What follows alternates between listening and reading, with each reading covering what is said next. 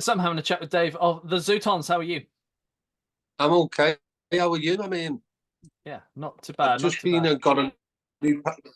I've just got a new passport, and I don't know why I felt like a little kid when he gave it to me. It was great.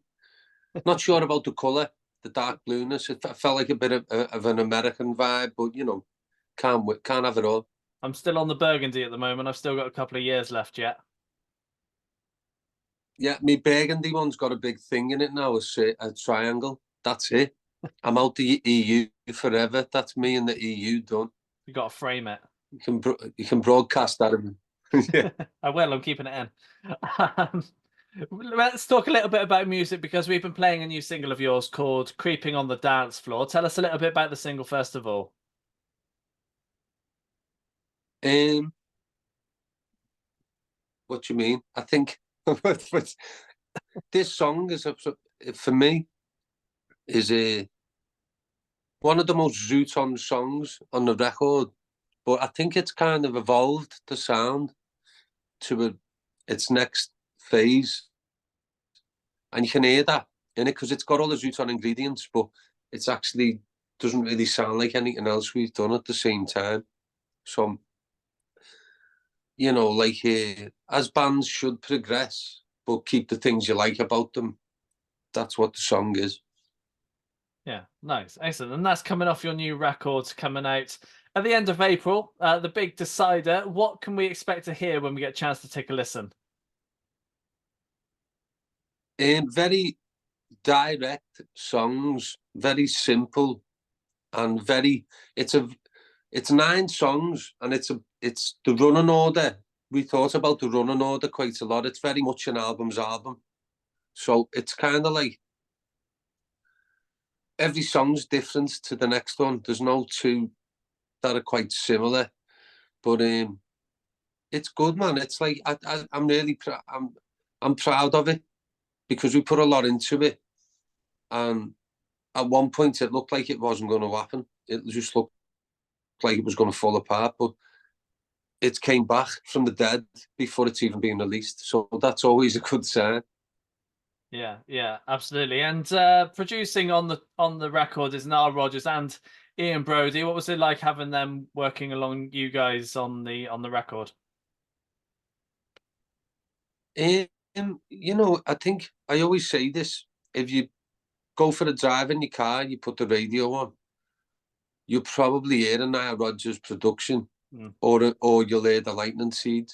So I think that speaks volumes really about the kind of songs I think they get it. It's the fact that they heard the Nile Rodgers. We sent our manager had the connection, and he sent him 5 songs in lockdown.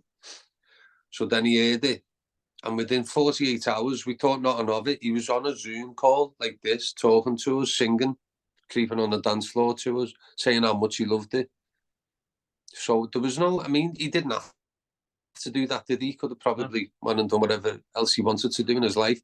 So that was a good sign. And I think some of the stuff we done with him, it never worked out like the other stuff. So we had to redo it. So we got Brody involved. And Brody's like an old mate. But Brody was, yeah, he was moved by one of the songs. He brought a tear to his eye. So we came out of the production retirement to do our record. And now he wants to produce bands again. So can't be a bad thing. Can't be a bad thing if it's mm, brought him out of retirement.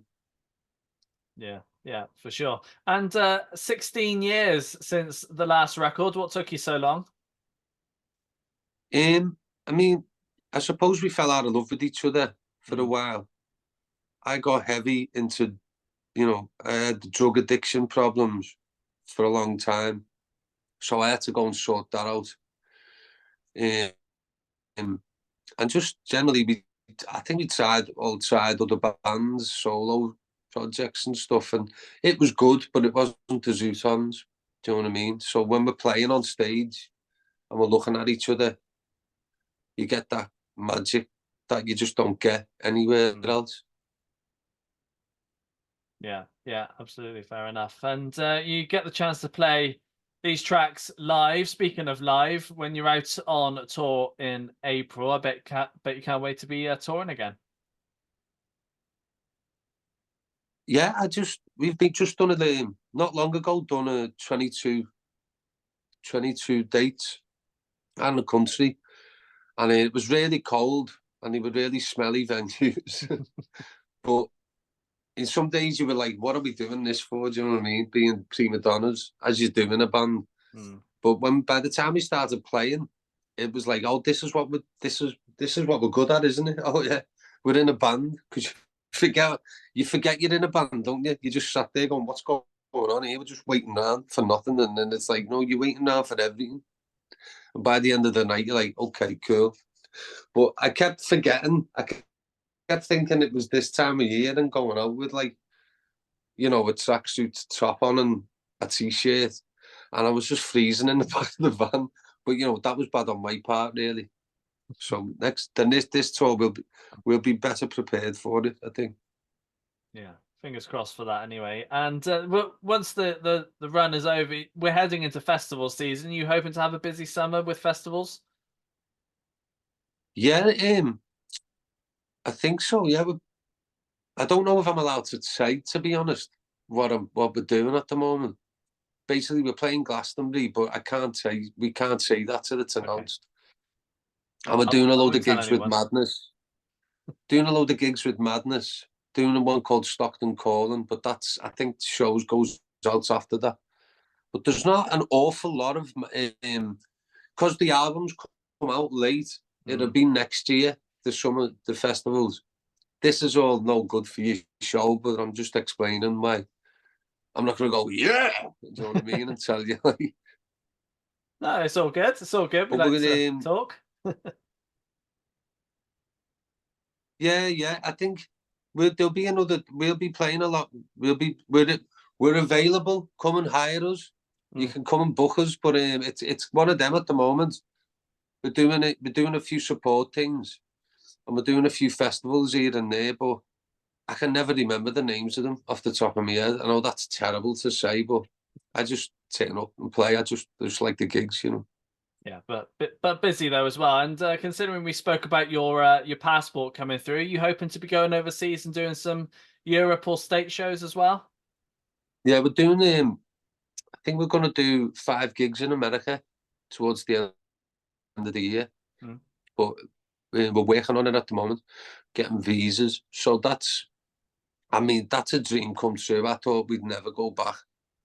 I never thought we'd go back to America. I just didn't think that was ever going to happen.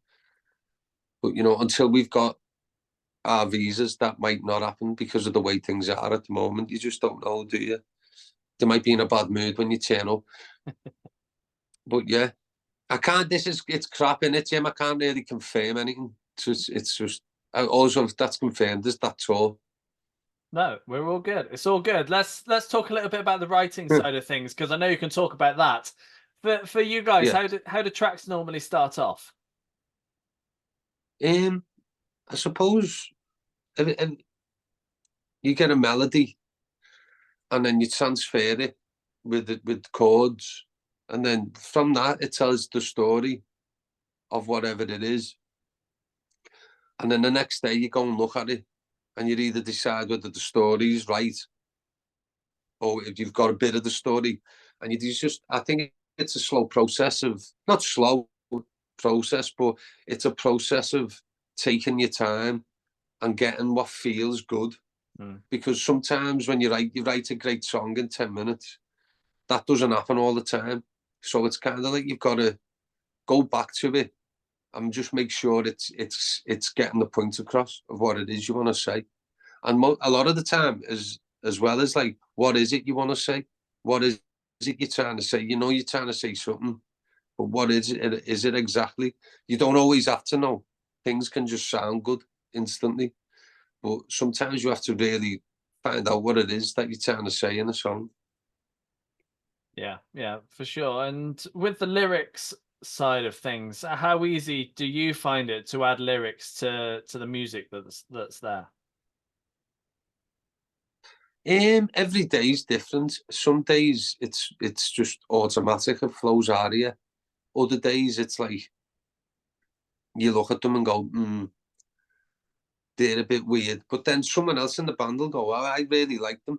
I think you can overthink it. Do you know what I mean? I think if it feels good, and you'll be surprised how many people just don't really care about lyrics, to be honest. It's more about the beat and the melody. I think they're the two main ingredients, and the bits that come in between. But I think words is like, I don't know, who sits there on the phone reading words? Do you know what I mean? It's like, I might do it because I'm a bit weird like that, but I don't know. I don't know. A lot of the records I listen to, I don't think, like Mick Jagger, I can never really understand a lot of what he's saying. It just sounds good.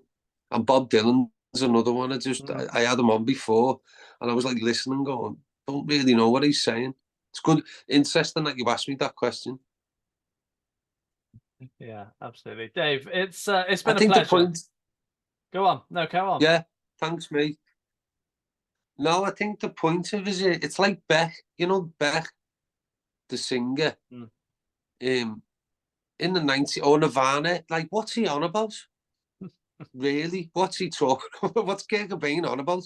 Yeah. He's on about, like, you know, being sick in bed and being it, and like, I can never really remember, but it just creates a general feeling that's pretty, you know, it's an amazing feeling that it creates, and you don't have to know.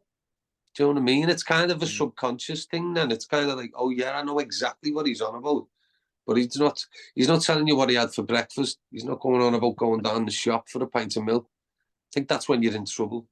But if you can make that if you can make that exciting, I think you're onto a winner. Do you know what I mean? Then you should give it a go on your next record. I have done, yeah. It's good. Shopping record, it's good. Do it, Dave. It's been great having a chat with you. Thanks very much, mate.